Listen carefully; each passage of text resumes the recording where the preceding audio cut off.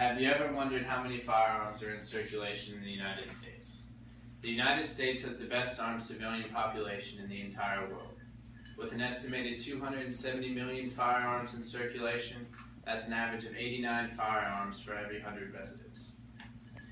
While some of you may be unfamiliar with all of the current gun models and laws, I believe that it is very important for civilians to understand the laws surrounding the firearms that they store in their homes.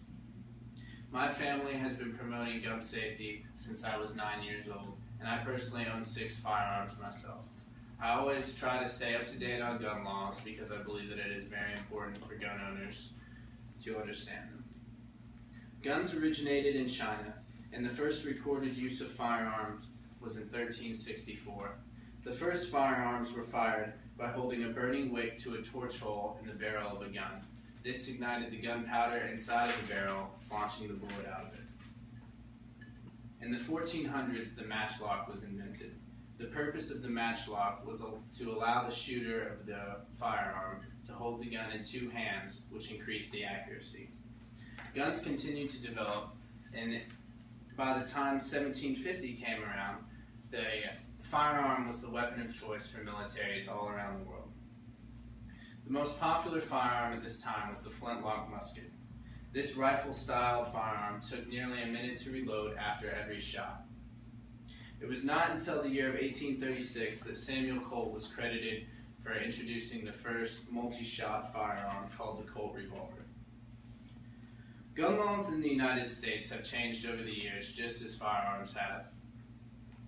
The National Firearms Act of 1934 and the Gun Control Act of 1968 have established a foundation that all states must follow, but state to state gun laws vary. In the United States, the minimum age requirement to purchase shotguns and rifles is 18, and while purchasing all other firearms, you must be 21 years or older. Carrying a gun either openly or concealed is allowed with a permit, but due to jurisdictions of states, it depends on whether you can open carry a firearm or not.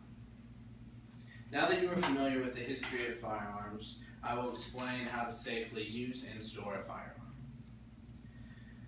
To begin, always treat a firearm like it is loaded. In this example, I will be speaking about handguns. Ensure that unless intending to discharge the firearm, that the weapon is unloaded and that the safety is on. Hold the gun firmly in your dominant hand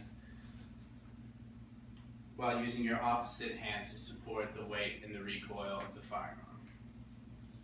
Unless preparing to shoot the firearm, be sure that your index finger is on the trigger guard and that the safety is on.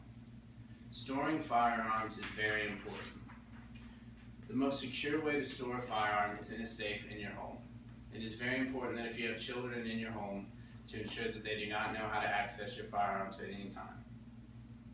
To conclude, whether you are a supporter of guns or not, it is beneficial for people to understand the laws that surround them. We have discussed guns, learned the history of firearms and their origination, and how to properly store guns. Now that you are more familiar with this sensitive topic, you will be able to express your knowledge and laws and properly hand one if ever needed. It is important that the most well-armed civilian population be knowledgeable of what we store in our homes. Just kill